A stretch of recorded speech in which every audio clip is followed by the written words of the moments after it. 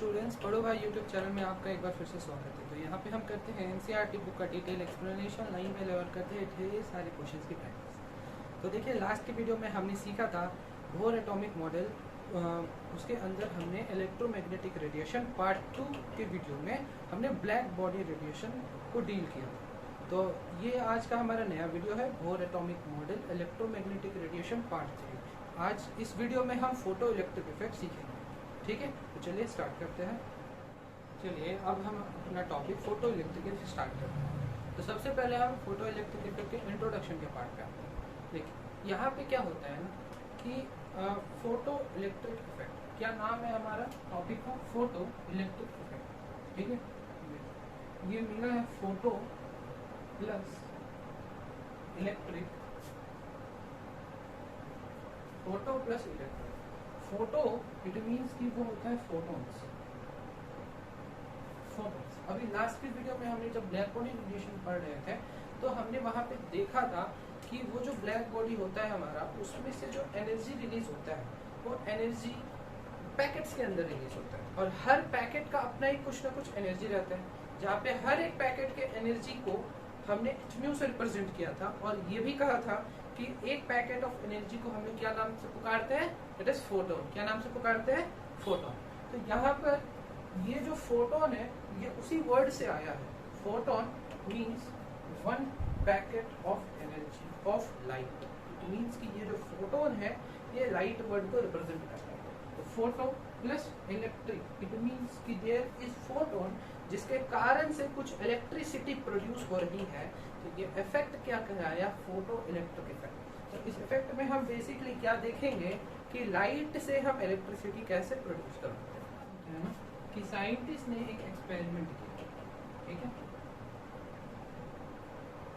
उन्होंने एक ट्यूब लिया, इस ट्यूब के अंदर एक मेटल लगाया, ठीक है।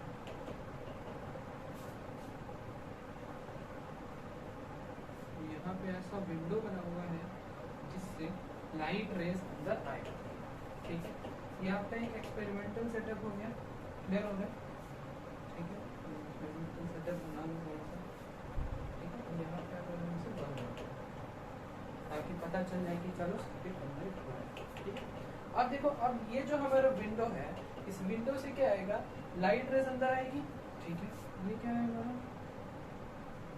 ये मेरा है मेटल सरफेस। अब देखो यहाँ से हुआ क्या कि यहाँ से लाइट रेज ऐसे अंदर, ठीक है,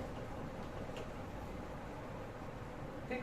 एक पर्टिकुलर फ्रीक्वेंसी की लाइट रेज अंदर आई, मेटल सरफेस से टकराई, ठीक।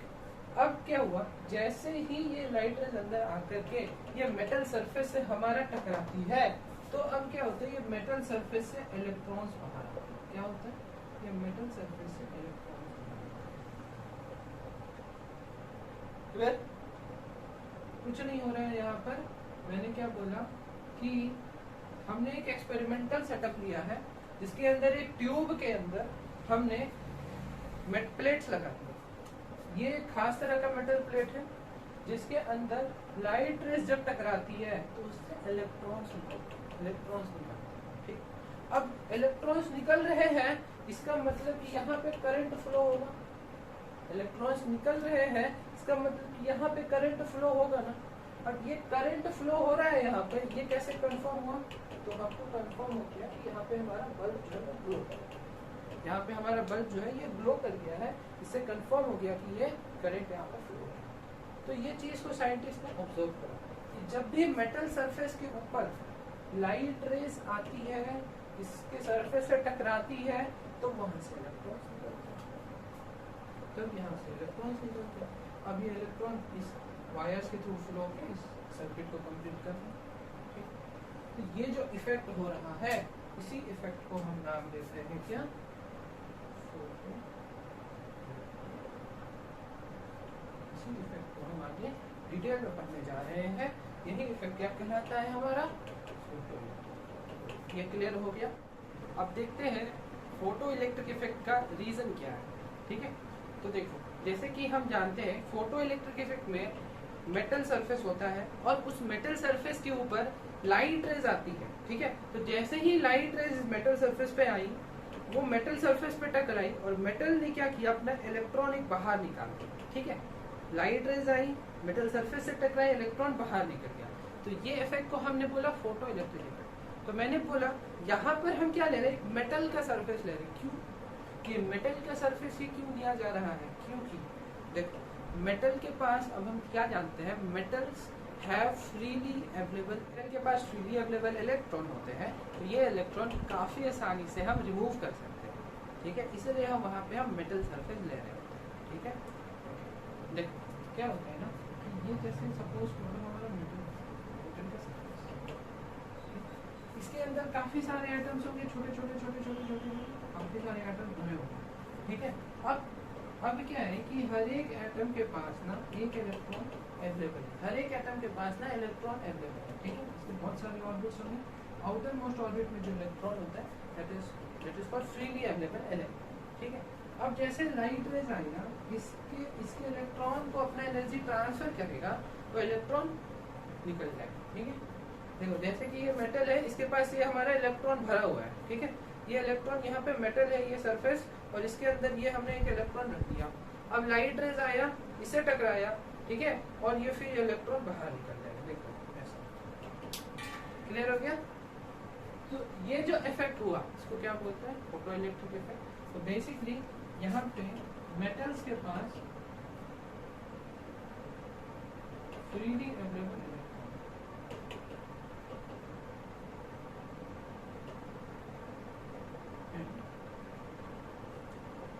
can be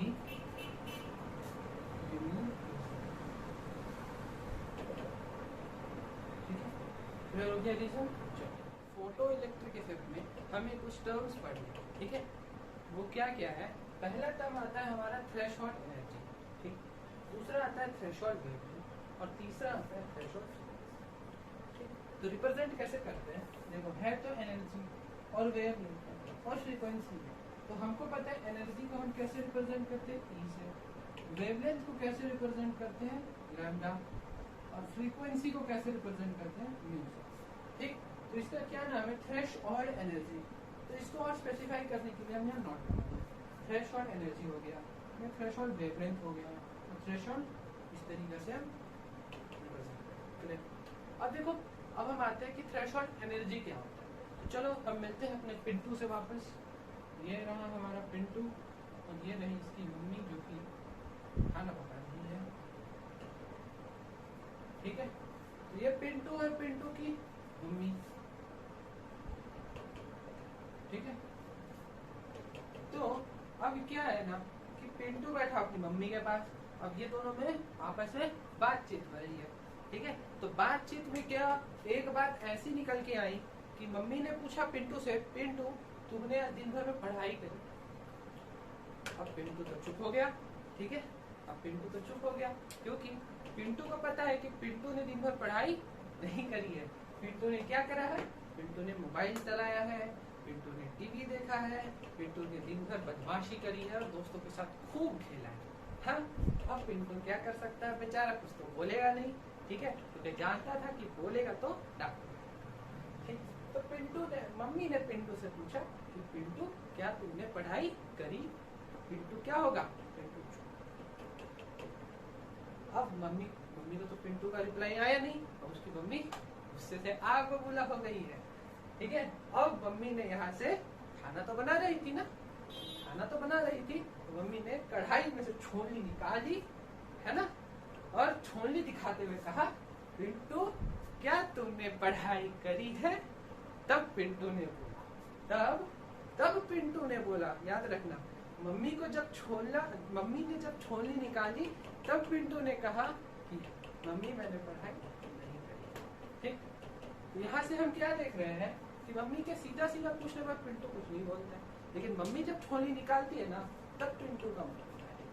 समझे, तो वैसे ही ये होता है कि मिनिमम हम पिंटू के ऊपर कितना अपना गुस्सेला अवतार दिखाएंगे तब पिंटू अपना मुंह खोलेगा। दैट इज कॉल्ड थ्रेशोल्ड गुस्सा, थ्रेशोल्ड गुस्सा। उसी तरीके से यहाँ मेटल का सरफेस है हमारे पास। अब इस मेटल सरफेस के अंदर हम कितना एनर्जी देंगे, लाइट का यहाँ पे कितना एनर्जी जाएगा ताकि ये इलेक्ट्रॉन्स निकाल सके, दैट इज कॉल्ड थ्रेशोल्ड। ठीक है, ये समझ में आया। थ्रेशोल्ड एनर्जी क्या होता है?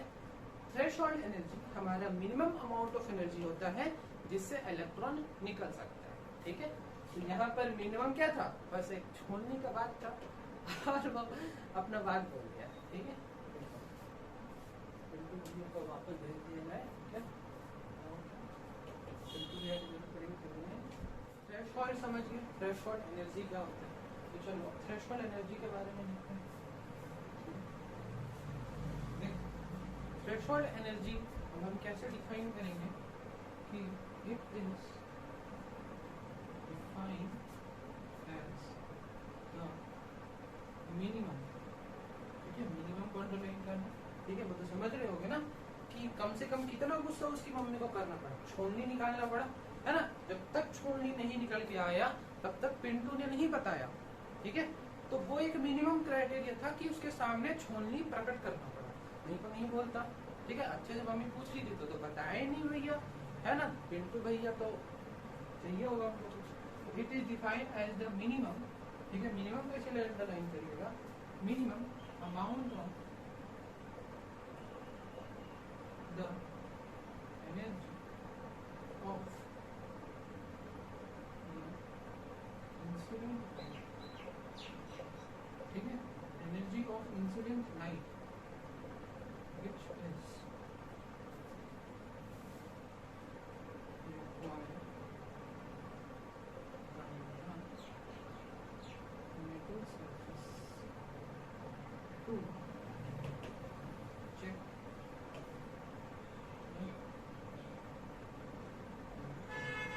ठीक है। अब देखो ये हमारा क्या है ना, मेटल सरफेस। ठीक है, ये हमारा क्या है? Metal surface. ठीक, अब इसके अंदर हमको पता है बहुत सारे इलेक्ट्रॉन्स है ना, बहुत अच्छा। अब यहाँ पे हम क्या आएगा? इंसिडेंट लाइट आएगा। ठीक है, इंसिडेंट लाइट आएगा, उसका कुछ स्पेसिफिक एनर्जी रहेगा। ठीक है, इसको अभी हम E0। ठीक, तो अब ये जैसे इसके ऊपर टकराएगा वैसे ही यहाँ पर इलेक्ट्रॉन्स बाहर निकलेंगे। जैसे टकराएगा वैसे यहाँ से इलेक्ट्रॉन्स बाहर निकलेंगे। तो ये जो इलेक्ट्रॉन्स यहाँ से बाहर निकल रहे हैं, इसको क्या बोलते हैं हम लोग? Photo electron. फोटो, ठीक है, फोटोन के टकराने से। ओके, तो देखो, तो यहाँ पर हम क्या बोलेंगे कि ये एनर्जी वो मिनिमम अमाउंट ऑफ एनर्जी होगा which is required by the metal surface, ठीक है, to remove photo electrons, ठीक है, to produce photo electrons। Okay, example में आप देखिएगा कि सपोज करते हैं ना, ये हमारा यहाँ पे ऐसा पहाड़ है, ऊंचा सा पहाड़, ठीक है, ये हमारा ऐसा ऊंचा सा पहाड़ है। ठीक है, ठीक, तो यहाँ पे एक छोटा बच्चा है, ठीक, और यहाँ पे एक बड़ा इंसान, ठीक है, छोटा बच्चा और बड़ा व्यक्ति है, इस पहाड़ पे चढ़ना है। ठीक, अभी पहाड़ काफी ज्यादा ऊंचा है, तो क्या ये छोटा बच्चा इस पहाड़ के पीक तक पहुंच पाएगा? सोचो, इमेजिन करो, ये एकदम छोटा बच्चा है और ये बहुत ही ज्यादा ऊंचा पहाड़ है, तो क्या ये छोटा सा बच्चा इस पहाड़ के पीक तक पहुंच पाएगा? नहीं पहुंच पाएगा ना। ठीक है, लेकिन अगर हम क्या करें, इस आदमी को भेजें तो ये तो इस तक पहुंच जाएगा, इसको कोई दिक्कत नहीं होगी। ठीक है, समझ पा रहे हो ना? ये काफी ऊंचा पहाड़ है, अगर पहाड़ पर चढ़ने के लिए बच्चे को भेज दिया जाए तो वो कभी नहीं चढ़ पाएगा, लेकिन वहीं पे एक बड़े आदमी को भेज दिया जाए तो वो आराम से चढ़ जाएगा, कोई इशू नहीं। अच्छा, उसी तरीके से यहाँ पर हम समझ रहे हैं कि अगर ये मेटल सरफेस है, इससे अगर इलेक्ट्रॉन निकालना है तो मिनिमम अमाउंट ऑफ एनर्जी चाहिए होगा, मतलब कि वो बड़ा आदमी जो एक सफिशिएंट अमाउंट ऑफ एनर्जी को एक्वायर करके रखा हुआ है अपने इस काम को पूरा करने। नाउ अब ये बच्चा है, अब यहाँ पे हम ढेर सारे बच्चे इकट्ठा कर रहे हैं, ढेर सारे बच्चे इकट्ठा करते हैं, तो क्या वो ढेर सारे बच्चे मिल करके भी पहाड़ पे चढ़ पाएंगे? क्या वो ढेर सारे बच्चे मिल करके पहाड़ पे चढ़ पाएंगे? नहीं चढ़ पाएंगे। ठीक है, तो यहाँ पर ढेर सारे बच्चे कहने का मतलब कि यहाँ पे हम इंटेंसिटी बढ़ा रहे हैं, इंटेंसिटी मतलब अमाउंट बढ़ा रहे हैं। ठीक है, मतलब अगर यहाँ पर मेटल सरफेस को सपोज कर लीजिए 50 जूल ऑफ एनर्जी चाहिए, ये इसका थ्रेशहोल्ड एनर्जी है, ताकि ये इलेक्ट्रॉन्स को निकाल सके। ठीक है, यहाँ पे हम रखते हैं फोटो इलेक्ट्रॉन। ठीक है, और यहाँ पे हम क्या करते हैं, ये देते हैं। ठीक है, इंसिडेंट है। तो अगर हम 10 जूल एनर्जी दे रहे हैं तो यहाँ से फोटो इलेक्ट्रॉन नहीं निकलेगा। वहीं पर अगर हम बहुत सारे बच्चों को बढ़ा दें, मतलब कि इंटेंसिटी काफ़ी ज़्यादा कर दें, मतलब हम क्या करते हैं 10 जूल का ही एक फोटोन हमारा 10 जूल का है, बट इंटेंसिटी बढ़ गई, मतलब कि वहाँ पे सपोज कर लो 100 फोटोन्स आ गए, 100 फोटोन्स आ गए, बट सबका सब एनर्जी कितना रखते हैं 10 जूल का। तो क्या ये काम कर पाएंगे? कभी भी ये काम नहीं होगा। क्लियर होगा? अब हम क्या किए हैं कि 49 जूल दे रहे हैं, 49 जूल का एक फोटो, क्या ये काम कर पाएगा? वो भी काम नहीं कर पाएगा। तो मिनिमम एनर्जी 50, मतलब 50 कर देंगे तो यहाँ से फोटो इलेक्ट्रॉन मिल जाएगा। ठीक है, तो यहाँ से हम क्या समझे कि यहाँ पे अगर हम थ्रेशहोल्ड एनर्जी से कम एनर्जी का फोटोन अगर मेटल सरफेस के ऊपर डालते हैं, ठीक है, तो वहां से इलेक्ट्रॉन नहीं निकलता। अगर थ्रेशहोल्ड एनर्जी से कम एनर्जी का फोटोन यहाँ पे डालते हैं और उसकी इंटेंसिटी काफी बढ़ा दें, उसकी अमाउंट काफी बढ़ा दी जाए, तो भी वहां से इलेक्ट्रॉन नहीं निकलता है। ये इस पहाड़ के ऊपर भी चलता है। ठीक है, ये पॉइंट समझ गए। इसका मतलब अगर यहाँ पे फोटो इलेक्ट्रॉन की एनर्जी कम है और उसकी इंटेंसिटी बढ़ा दी जाए, फिर भी वहां से कोई फोटो इलेक्ट्रॉन नहीं निकलता। इस बात को ध्यान रखें। चलो नेक्स्ट चीज अब हम करते, इस आदमी की संख्या बढ़ाते। ये बड़े व्यक्ति है, इसकी अमाउंट अगर हम बढ़ाते तब क्या होगा? ठीक है, तो एक व्यक्ति तो इस तक पहुंच सकता है, एक व्यक्ति पहुंचकर यहाँ पे झंडे गाड़ देगा। अगर यहाँ पे 10 व्यक्ति खड़ा कर दिया जाए तो 10 घंटे 10, यहाँ पे अगर 10 व्यक्ति खड़ा कर दिया जाए तो 10 झंडे लग जाएंगे। ठीक है, अब देखो इसका मतलब क्या हुआ कि अगर हम 50 जूल का एक फोटोन भेज रहे हैं तो फोटो इलेक्ट्रॉन निकल रहा है, फोटो इलेक्ट्रॉन वो निकल रहा है। अगर यहाँ पे हम क्या कर दें कि 50 जूल का 100 फोटोन भेज दें, 100 फोटोन, तो वो क्या करेगा?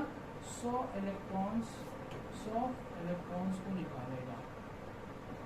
ठीक है, तो यहाँ पे अगर हम थ्रेशहोल्ड एनर्जी से ज्यादा अमाउंट के फोटोन को भेज दे तो, और उसकी इंटेंसिटी अमाउंट को बढ़ा दी जाए, तो एक फोटोन एक इलेक्ट्रॉन निकालेगा, एक फोटोन एक फोटो इलेक्ट्रॉन निकालेगा, व्यक्ति जाएगा एक झंडे काट जाएगा। ठीक है, उसी तरीके से एक फोटोन एक ही इलेक्ट्रॉन को निकालेगा। यहाँ तक पूरा क्लियर है? ठीक, तो दो बातें सीखने के लिए मिली। एक, जब हमारा एनर्जी कम है और इंटेंसिटी काफी हाई है तो भी फोटोन नहीं निकलेगा। एक, जब एनर्जी कम है और इंटेंसिटी लो है तो भी फोटोन नहीं निकलेगा। एक, जब energy sufficient amount of energy है और इंटेंसिटी लो है तो इलेक्ट्रॉन निकलेंगे, और एक, जब सफिशिएंट अमाउंट ऑफ एनर्जी है और इंटेंसिटी भी काफी हाई है तो मोर देन 1 फोटो इलेक्ट्रॉन निकलेगा।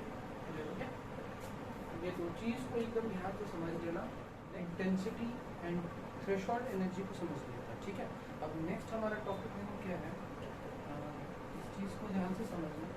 ठीक, कि हमने क्या बोला था कि यहाँ पे एक बड़ा व्यक्ति था, वो बड़ा व्यक्ति पहाड़ पे चढ़ रहा था और अपने नाम का एक झंडा गाड़ा, फिर दूसरा व्यक्ति जाएगा फिर दूसरा झंडा गाड़ेगा, राइट? इसी तरीके से होगा।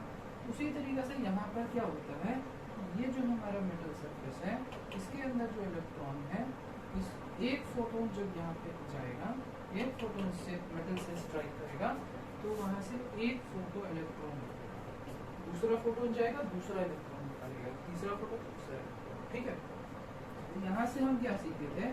यहाँ से सीखे थे इंटेंसिटी को बढ़ा दिया जाए तो नंबर ऑफ फोटो इलेक्ट्रॉन्स भी इंक्रीज कर जाए। इंटेंसिटी को बढ़ा दिया जाए तो नंबर ऑफ फोटो इलेक्ट्रॉन्स भी इंक्रीज कर जाए। ठीक है, सेकेंड चीज क्या सीखी थी हमने कि थ्रेशहोल्ड एनर्जी से अगर कम एनर्जी का अगर कोई भी फोटोन मान दें तो वहां से कोई इलेक्ट्रॉन नहीं निकलता है, कोई इलेक्ट्रॉन नहीं निकलता। ठीक है, ये बात है। नाउ ये बात लिखिए, एक फोटोन releases one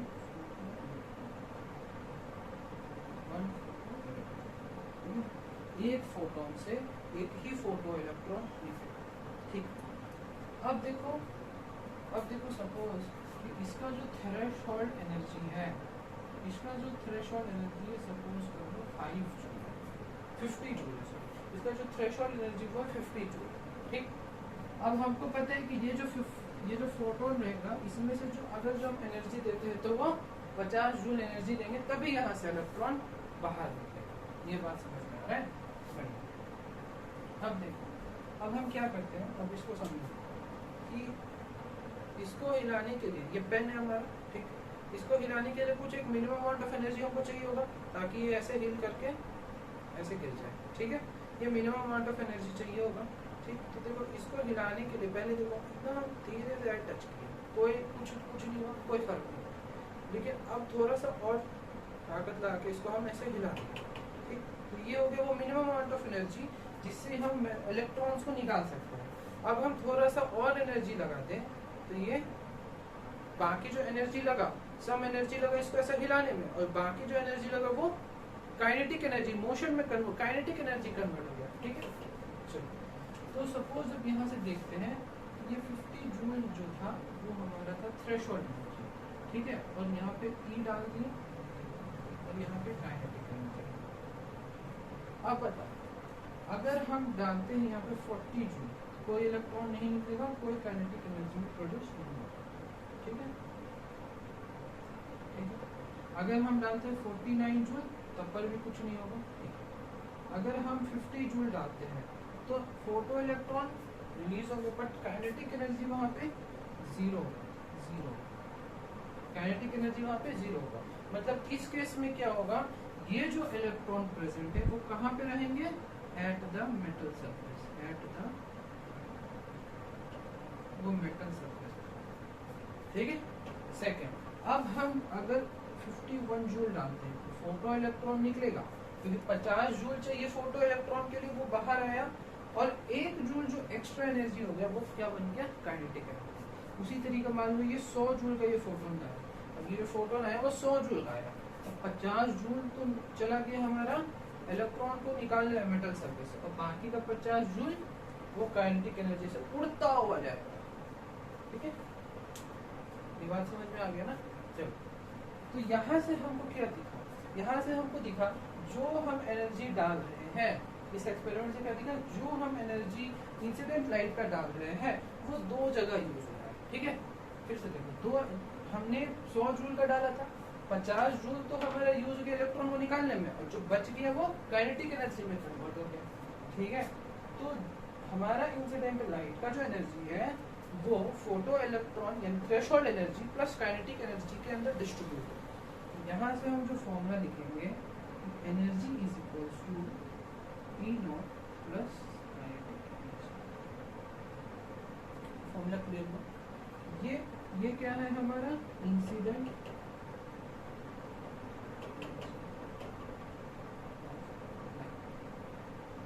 ठीक है ना। ये हमारा बताओ क्या हो जाएगा, ये हमारा हो जाएगा थ्रेशोल्ड एनर्जी, थ्रेशोल्ड, और ये क्या हो जाएगा हमारा, ये हमारा हो जाएगा kinetic of photo, kinetic energy of photo electron. Clear हो गया ना? यहाँ ये याद रखना कि ये इसका काइनेटिक एनर्जी है, ये इसका काइनेटिक एनर्जी नहीं है। यहाँ पे बहुत सारा मिस्टेक हो जाता है कि ये इसका काइनेटिक एनर्जी, इसका काइनेटिक एनर्जी। ये हमारा फोटो इलेक्ट्रॉन इफेक्ट का फॉर्मूला। अब हम ब्लैक बॉडी रेडिएशन में जो फॉर्मूला पढ़े थे कि E is equals to hν, पढ़े थे ना। अब क्या हम E is equals to hν यहाँ रख सकते हैं, यहाँ रख सकते हैं। क्या फॉर्मूला बन जाएगा, बन जाएगा hν is equals to hν0 plus kinetic energy. ठीक, अच्छा हम लोग पढ़े थे mu is equals to c by lambda. ये इस वैल्यू को अगर हम यहाँ पे रख दें तो क्या हो जाएगा, hc बाय लैम्डा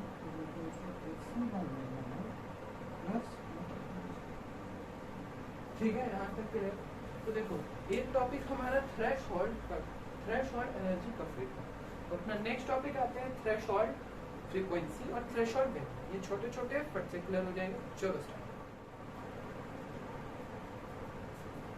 देखो थ्रेशोल्ड फ्रीक्वेंसी क्या होता है, वो मिनिमम अमाउंट ऑफ फ्रीक्वेंसी, ठीक है, वो मिनिमम अमाउंट ऑफ फ्रीक्वेंसी जो कि हमारा इंसिडेंट लाइट वेव के अंदर होता है, जिससे हमारा फोटो इलेक्ट्रॉन निकल रहे होंगे। ठीक है, देखो ई जो होता है वो होता है एच म्यू। ठीक है, इसका मतलब जो है ई प्रोपोर्शनल टू हो जाएगा म्यू। ठीक, तो अगर हम यहाँ पे बोले कि मिनिमम एनर्जी, उसके लिए ये भी तो हमारा मिनिमम होगा। ठीक है, तो इसलिए हम बोलेंगे the minimum amount of frequency, the minimum value of frequency of incident light which is required to eject photo electrons। ठीक है, इसे यहाँ पे लिखते हैं, it is the minimum value of the frequency of minimum value of the frequency of light which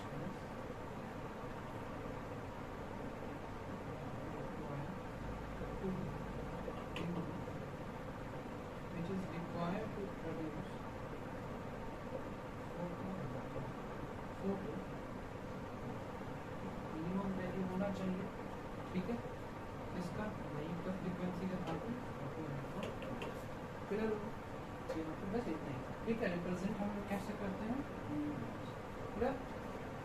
third चीज हमारा क्या है,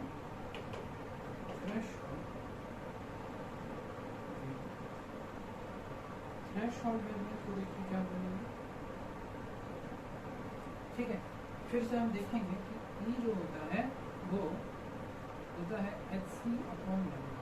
ठीक है, तो यहाँ से हम लिखेंगे ई इनवर्सली प्रोपोर्शनल टू क्या होता है lambda. E inversely proportional to lambda होता है। तो अगर हम ई का वैल्यू देखो मिनिमम, अगर हम ई का वैल्यू अगर यहाँ पे मिनिमम लेते हैं, ठीक है, तो यहाँ पे लैम्डा का वैल्यू क्या होगा बता दो, मैक्सिमम होगा।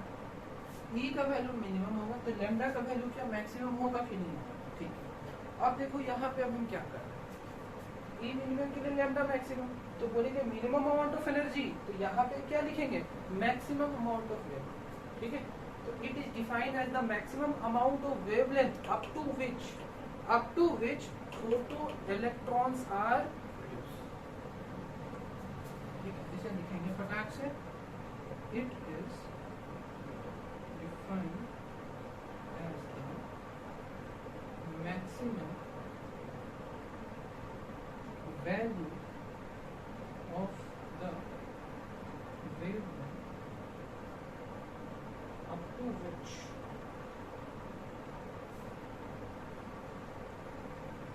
maximum value of the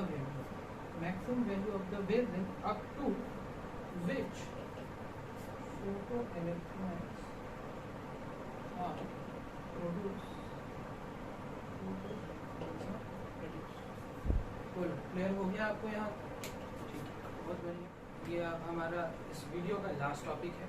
इस वीडियो के बाद ये टॉपिक हमारा कवर हो जाएगा ऑलमोस्ट। इससे रिलेटेड हमें कुछ ग्राफ पढ़ने हैं।